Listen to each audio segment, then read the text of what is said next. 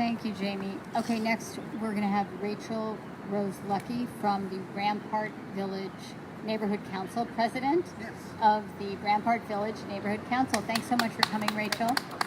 Thank you for having me. When a culture of play-to-play development in City Hall is the worst kept secret in Los Angeles, we have a problem.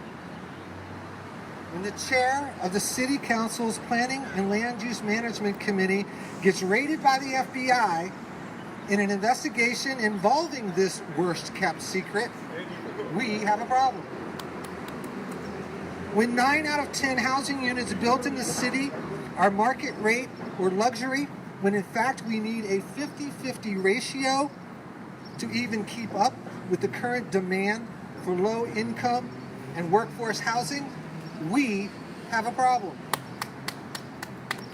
When people living on the street increased last year by 16%, we have a problem.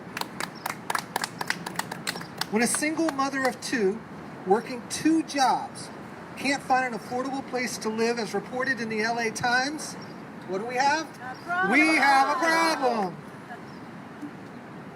When a hotel developer gets a $1 billion tax break at a time when the city needs the revenue most, we have a problem. When more than half of the people living in the city are rent burdened, we have a problem.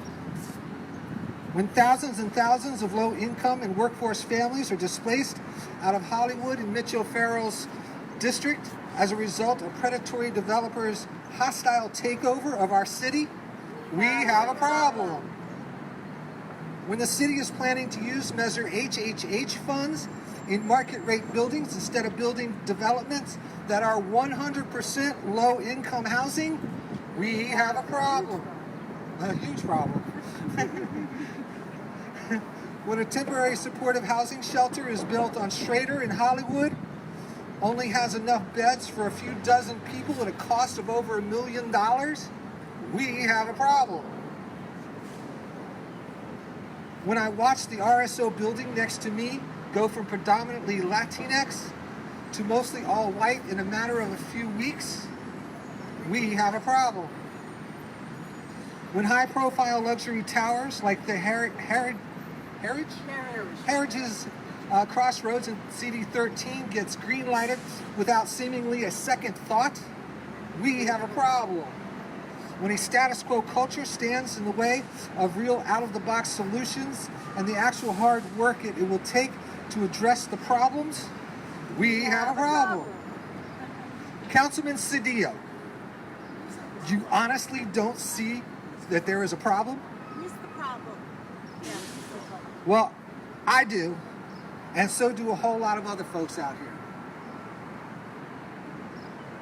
The interests of predatory developers should never be allowed to take priority over the needs of ordinary citizens for places they can afford to live. We do not have a housing crisis. We have a low-income workforce housing crisis.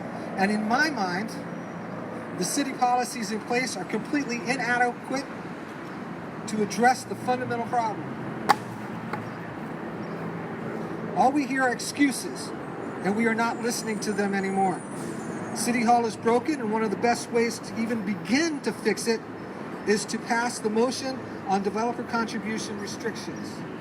There is no reason on Goddess's green earth for any kind of hesitation in passing this motion. None, zero, zip, nada.